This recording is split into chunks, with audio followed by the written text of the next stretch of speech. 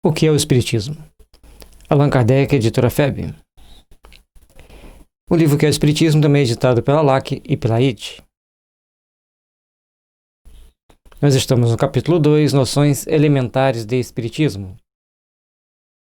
E veremos os seguintes tópicos: observações preliminares dos espíritos, comunicação com o mundo invisível, fim providencial das manifestações espíritas dos médiuns, escolhas da mediunidade, qualidades dos médiuns, charlatanismo, identidade dos espíritos, condições, consequências do espiritismo. Então, aqui são vários tópicos.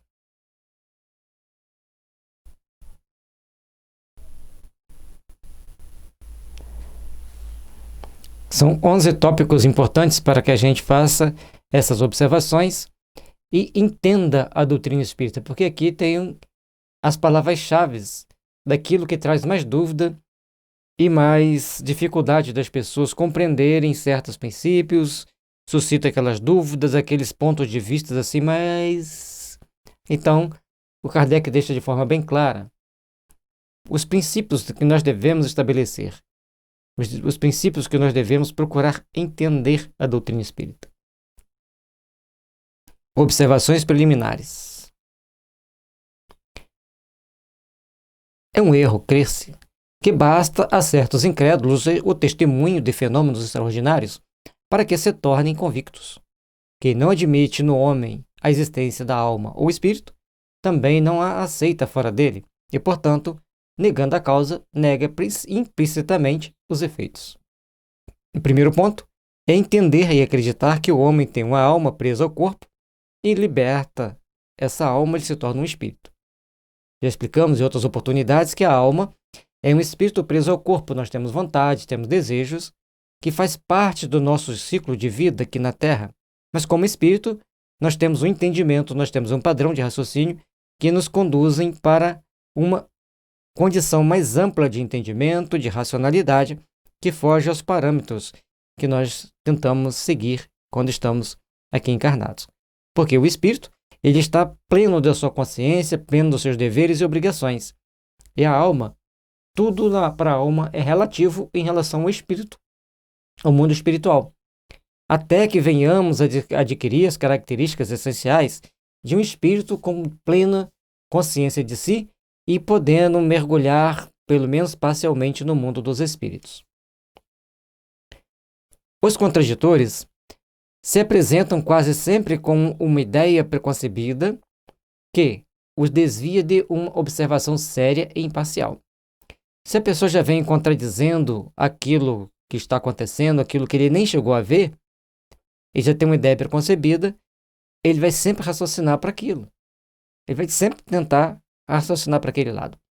Por exemplo, uma pessoa que esteja estudando física, ele vai sempre tentar ir para a física. Quem estuda química vai sempre tentar ir para fazer uma correlação com a química. E assim, infinitamente. Elevando questões e objeções a que é impossível responder-se logo, de modo completo, porque seria preciso fazer-se para cada um uma espécie de curso, retomando as coisas desde o princípio. Se você aceita dentro de uma sala mediúnica pessoas que não são convictos, que não têm nenhuma experiência com a filosofia espírita, ali eles vão fazer perguntas, vão fazer conjecturas que praticamente tem que dar um curso completo para cada um. Portanto, esse não é o objetivo. Para chegar a uma sala mediúnica, para assistir aos fenômenos, primeiro estuda-se.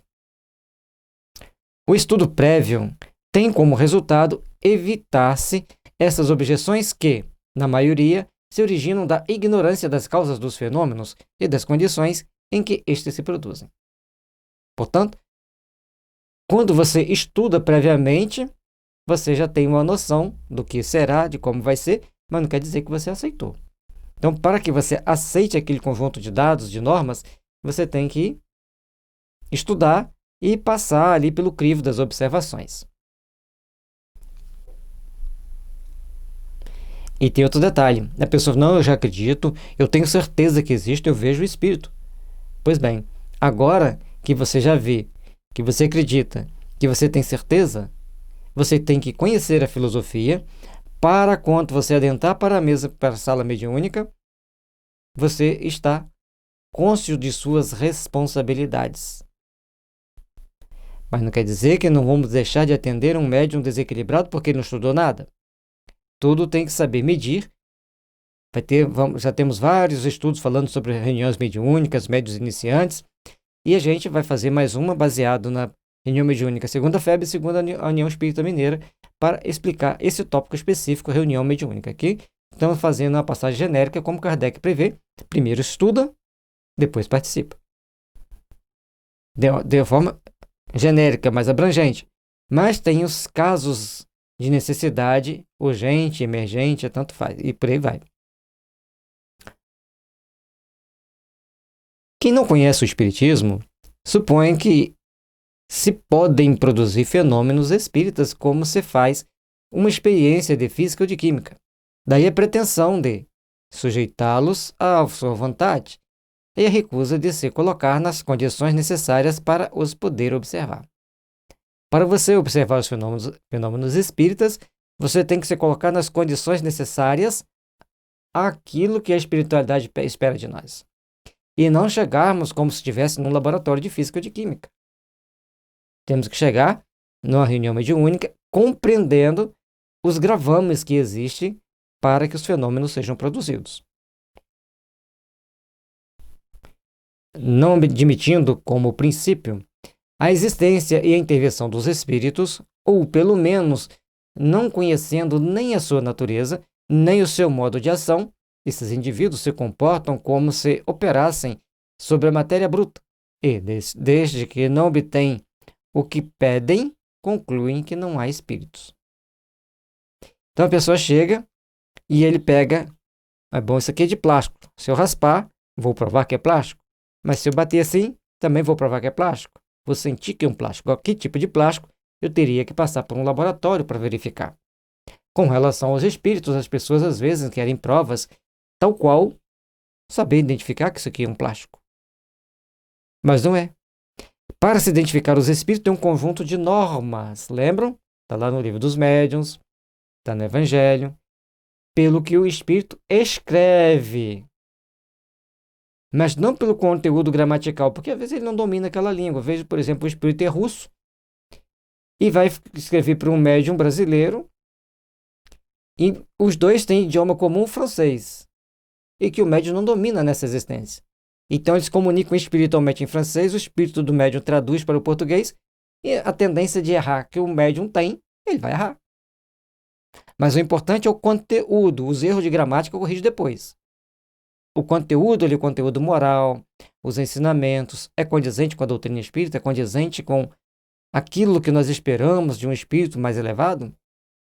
Aí que vai estar a diferença. Por isso, nós temos que mudar muitos conceitos dentro de doutrina espírita, dentro das possíveis ações das comunicações espíritas. As comunicações são inerentes ao médium, ao espírito e ao meio. O meio é a equipe mediúnica que está junto com ele. A casa espírita, qual a estrutura dessa equipe mediúnica, qual a estrutura dessa casa espírita? O espírito, ele vem com as suas características próprias. O meio e o médium, né? O médium vai ser aquilo que ele é, com suas conquistas, com suas tendências, com suas malícias, com seus vícios. Portanto, quanto mais nos purificarmos, melhor canal de comunicação seremos. Colocando-se em um ponto de vista diferente, compreender-se-á que, não sendo os espíritos mais que a alma dos homens, todos nós, depois da morte, seremos espíritos, e que, nestas condições, também estaríamos pouco dispostos a servir de joguete para a satisfação da fantasia dos curiosos. Então, aí tem um detalhe. Aqueles que querem se instruir, aqueles que querem se aperfeiçoar, vão receber a ajuda dos espíritos para aquela instrução dentro das possibilidades. Não é qualquer hora do dia e da noite. Tem os momentos que os espíritos têm várias ocupações que estarão lá nos trabalhos deles e nós não poderemos contar com eles. Mas naquele momento propício, por isso é importante que a reunião mediúnica tenha dia e hora marcados e sempre no mesmo dia, na mesma hora. Então, por exemplo, quarta-feira à noite, das 19h30 às 21 horas. Então, toda quarta-feira à noite, às 19h30 às 21 horas. É aquele momento que os espíritos vão estar ali para aquele trabalho. Aí você tem um dia na terça-feira, outro dia na quarta, outro dia na segunda, outro dia no domingo. Não vai funcionar. Você vai acabar sendo um joguete de espíritos brincalhões. Então, primeiro, o dia e a hora marcada. Ah, mas eu sou um médium que não tem disciplina espírita. Essa é a condição principal. Não, mas eu participo de um evento porque o meu mentor disse que eu posso fazer esse evento.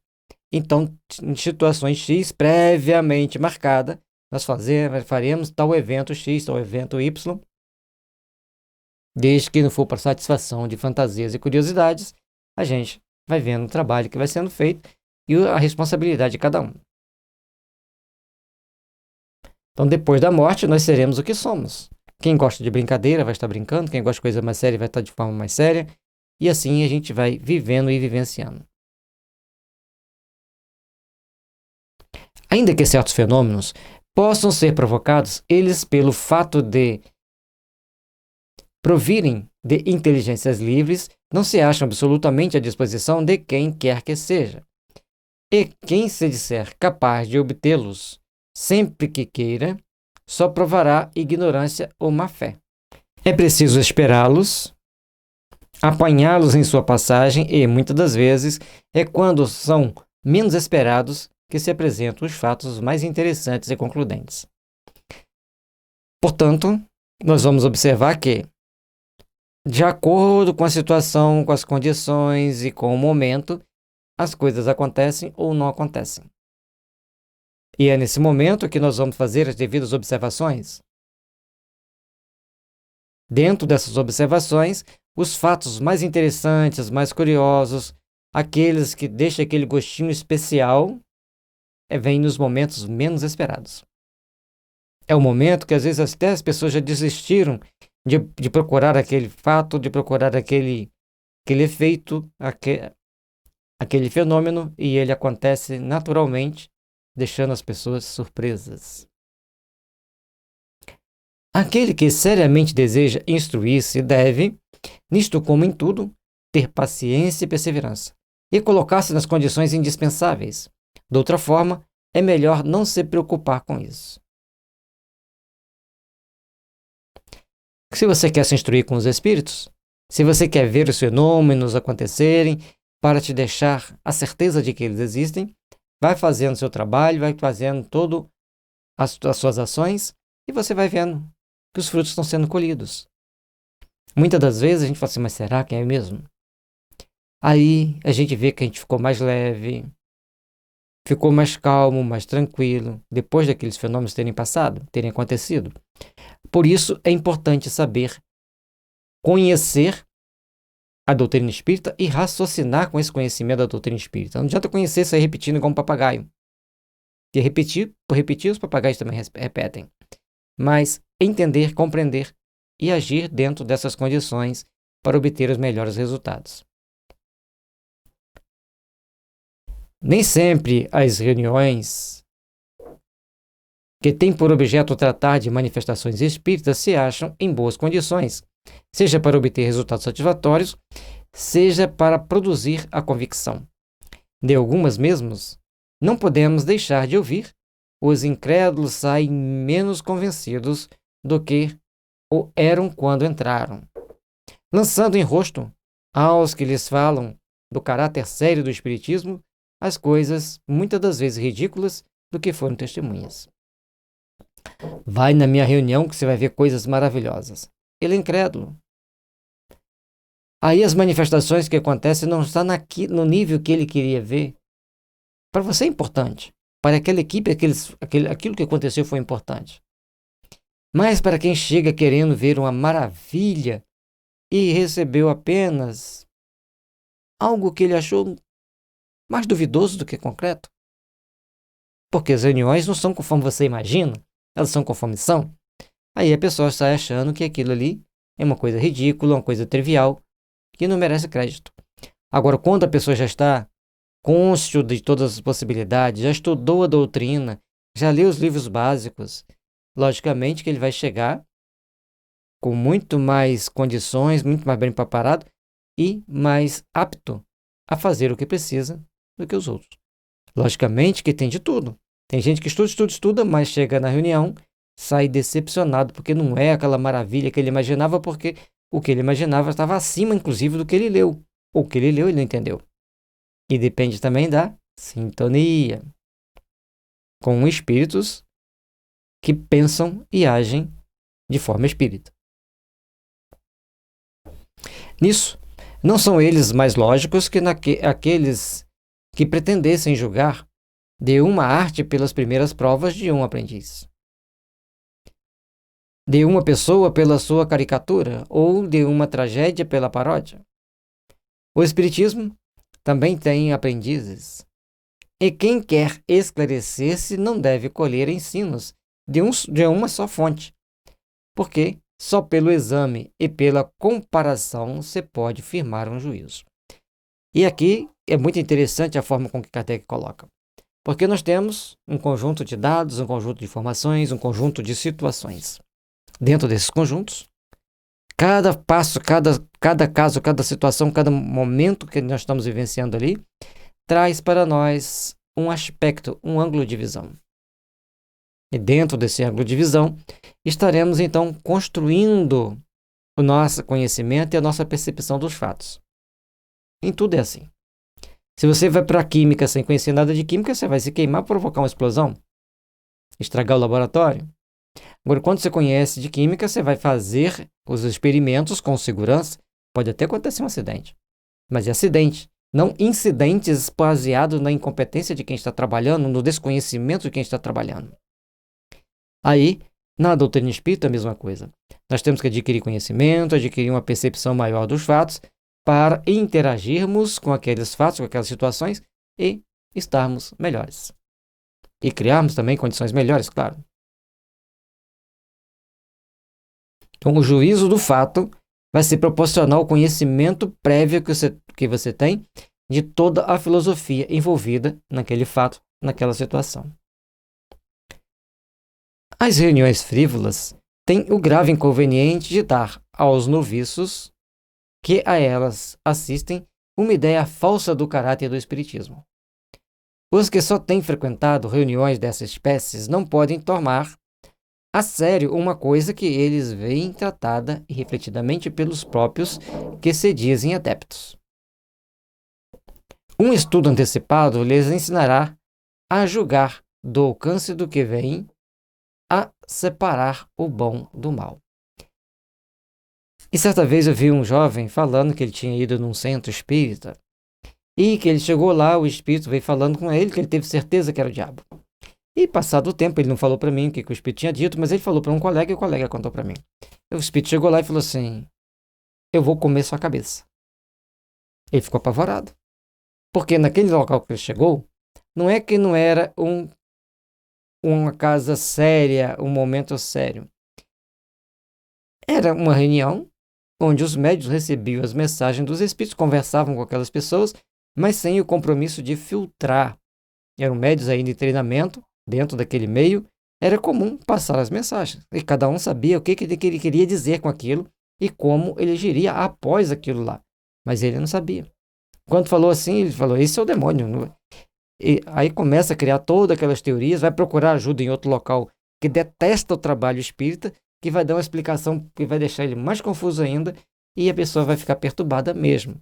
E a partir dali, lógico, que ele tomou pavor, agiu sempre de forma a atacar, sem procurar raciocinar sobre os fatos, e por mais que a gente explicasse, ele não queria entender que falava tudo é a mesma coisa.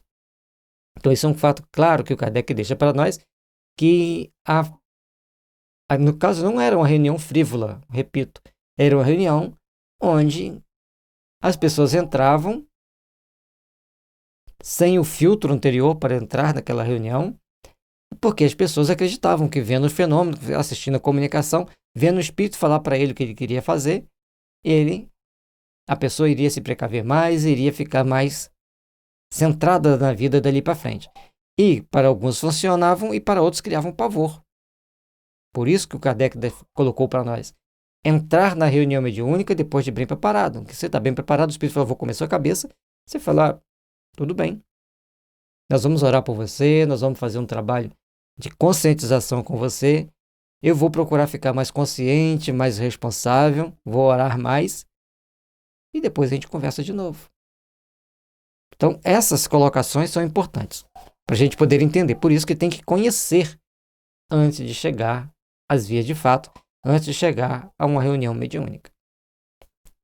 O mesmo raciocínio se aplica aos que julgarem o Espiritismo pelo que dizem certas obras excêntricas que dele apenas dão uma ideia incompleta e ridícula.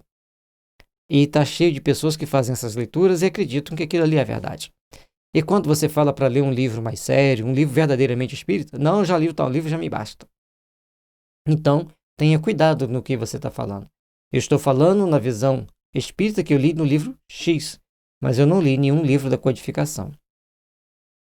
E tem aqueles que não têm a mínima vigilância para não mentir e fala, eu já li as obras básicas, já sei que aquilo ali não funciona. Leu nada quando você fala assim, questão 1 do livro dos Espíritos. Tão simples, né? O que é Deus? E a pessoa não sabe. Então não leu. E se leu, não assimilou nada, que pelo menos o que é Deus a gente assimila. O Espiritismo sério não pode responder por aqueles que o compreendem mal, ou que o praticam de modo contrário aos seus aspectos, assim como não o faz a poesia por aqueles que produzem maus versos. Cada um produz aquilo que está dentro dos seus princípios, dentro das suas possibilidades. Portanto, a doutrina espírita não tem que responder por aqueles que agem de forma irresponsável ou pouco profissional. Embora a doutrina espírita seja exercida por pessoas voluntárias, eles têm que ter uma consciência bem profissional do fato. Porque as nossas ações, as nossas atitudes, o nosso trabalho vai refletir na sociedade e a sociedade vai ter mais ou menos credibilidade com relação à doutrina espírita, baseado naquilo que eles começam a enxergar em nós. É deplorável, dizem, que existam tais obras prejudicando a verdadeira ciência. Sem dúvida, seria preferível que só as houvesse boas. O maior mal, porém, consiste em não se darem ao trabalho de estudá-las todas. Todas as artes, todas as ciências, além disso, estão no mesmo caso. Não vemos sobre as mais sérias coisas aparecerem tratados absurdos e cheios de erros? Tudo. Pessoas que vão falar, agora está muito em moda falar física quântica. Certa vez eu conversando com uma professora, que ela é formada em psicologia e em física. E a pessoa foi falar de física quântica para ela, não sabia, que achou apenas que ela era psicóloga, e começou a falar, e ela chegou, espera aí, para, eu sou formada em física. E a pessoa ficou assim com o olho arregalado. Então a gente começa a perceber que tem de tudo. Não só na doutrina espírita, mas também na física. Pessoas que se dizem físico, conhecedor da física quântica, vão dar explicação de física quântica que não bate com a realidade. Assim também como tem pessoas assim na medicina, que tem pessoas em todas as religiões, em todos os campos profissionais.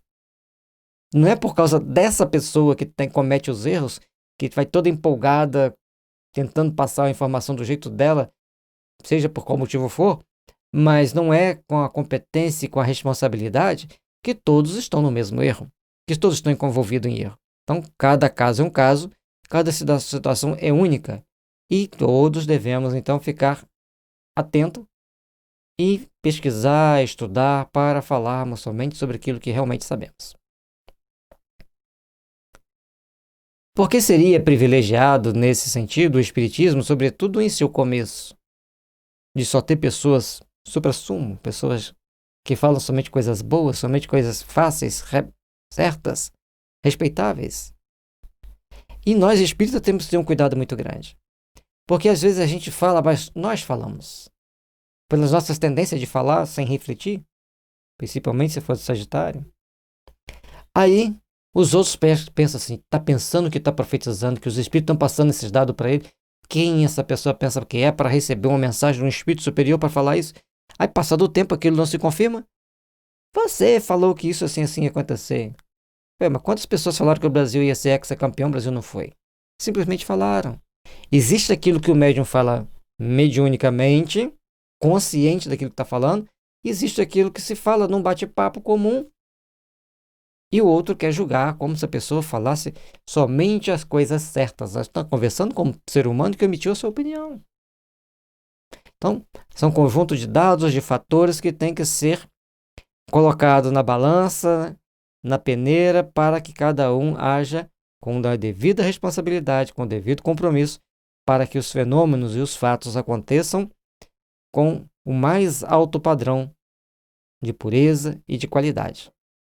Portanto, nós temos que entender que a doutrina espírita ensina com extrema clareza e pureza, mas os espíritas são seres humanos, que às vezes explicam a doutrina espírita dentro dos padrões que tem que explicar, e às vezes dão opiniões pessoais. E em um diálogo, o médium fala coisas que ele acha que vai acontecer, mas ele não está profetizando nada. Ele só simplesmente está batendo um papo com uma pessoa. E depois a pessoa quer usar aquilo ali para dar uma distorcida, dar uma ajeitada para criticar a doutrina espírita e não a pessoa. Então nós temos que largar isso. Nós temos que entender que existem os bate-papos comuns, que as pessoas estão conversando, indiferente de qual religião é a pessoa, eles conversam e emitem a sua opinião naquele momento. Existe aquilo que os espíritos colocam. E aí nós temos que saber qual espírito está falando isso. Tal dia, tal data vai acontecer tal coisa. A doutrina espírita deixa claro para nós que nós temos que ter cuidado com isso. E aí o espírito vai e faz as previsões dele, fala que vai acontecer isso e aquilo, o médium falando por algum espírito, e não acontece nada daquilo. Por quê? Primeiro, quando o médium fala, o espírito fala através do médium, no caso, que vai acontecer tal coisa, começa-se a mobilizar forças para que aquilo não aconteça. E aí as forças vão sendo mobilizadas para aquilo não acontecer, porque já avisou que vai acontecer. A pessoa X vai bater o carro no dia tal. Aí alguém chega lá, o X, o médium tal falou que você vai bater o carro no dia tal. Aí a pessoa toma todas as precauções para que naquele dia ele não saia de casa, ou se ele sair, vai sair com um zoião desse tamanho assim, prestando atenção em tudo. Falamos de uma forma mais contraída, né? E aí não acontece o acidente. Mas ele passa num quase aqui, num quase ali, num quase lá. Não aconteceu. E para aquele que queria que acontecesse, para provar que o médium tinha falado certo, fica decepcionado porque não aconteceu. Ele contou. O outro arregalou os olhos, ficou esperto, fez mais oração e não aconteceu. Mas passou por vários quase, mas os vários quase não contam, porque a pessoa quer ver acontecer. Então, entendem? Nós temos que ter muito cuidado, porque não é culpa do espiritismo. É culpa de quem não entende a doutrina espírita. Seja médium, ou seja aqueles que estão dialogando com os médiuns, achando que os médiuns vão adivinhar tudo, são adivinhos, são pessoas que conhecem o passado, o presente e o futuro de tudo. Não é assim. Isso que nós temos que procurar entender. Se os que o criticam não tomassem as aparências por base do seu juízo, saberiam o que ele admite e o que rejeita, e não lhe lançariam em conta o que ele repele em nome da razão e da experiência. A razão e a experiência traz para nós aquele feeling, aquela linha divisada que você olha assim e fala assim, poxa, aqui dá para me acreditar, aqui não dá para acreditar. Então, as coisas que vão acontecer, às vezes num bate-papo, numa conversa, as pessoas fazem até profecias que se cumprem. Que algum dia alguém fala assim, olha, fulano, tal dia na aula você falou isso, e não é que está acontecendo mesmo? Mas eu falei e eu nem lembro disso. Falou e está acontecendo. E então, são dados, são fatos, são situações que cada um com seu cada um. Certa vez, antes dos Jogos da Copa do Mundo, a família brincava de quem adivinha o resultado. Era uma brincadeira da família ali com as crianças, coisa descontraída. E colocava-se lá os resultados para ver quem acertaria mais. E todas as zebras uma criança acertou. Todas as zebras a criança acertava. Até as derrotas da Itália, do Uruguai para time pequeno, que não era tão previsto assim, a criança acertou. Mas não quer dizer que ela vai acertar a loteria. Acertou ali naquela brincadeira da casa. Por algum motivo, os espíritos disseram assim: olha, essa criança acerta. Preste atenção no que ela fala. Mas não quer dizer que a pessoa vai ganhar nos jogos. Aí a doutrina espírita mostra muito isso para nós. Os espíritos mostram que existe uma potencialidade na pessoa para certos fenômenos, para certos fatos, mas não que a pessoa seja infalível. E aí nós não podemos tomar o todo pela parte, nem a parte pelo todo. Temos que saber raciocinar com os fatos, a teoria e a filosofia. Certo? Na teoria, o médium pode saber muita coisa e revelar muita coisa. Mas a filosofia espírita dá condições para que isso aconteça e condições para que nós possamos ou não acreditar naquilo que estamos ouvindo. Mas não é que temos que sair duvidando de todo mundo, nem acreditando nas crianças. Temos que saber ponderar os fatos. Isso é possível, isso não é possível. Como é possível, até onde é possível, de que forma é possível. E de que forma não é possível. Então nós temos que saber medir todas elas, observar todas elas, para agirmos da melhor forma possível, da forma mais construtiva possível, para o bem-estar de todos nós. Opa. E assim, a gente vai aprendendo que existe muitas coisas vindas dos espíritos, mas desde que nós sejamos o médium propício a receber essa mensagem. Agora, nem tudo que vem dos espíritos é crível, é acreditável. Porque existem espíritos brincalhões, zombeteiros, falsos sábios, falsos profetas, e alguns que até querem passar a mensagem, mas o médium não oferece aquele campo de percepção para captar a ideia tal qual deve ser. Tudo tem um detalhe que tem que ser bem compreendido. Estudar o que é o Espiritismo vai ampliar nossos ângulos de percepção e de entendimento da doutrina.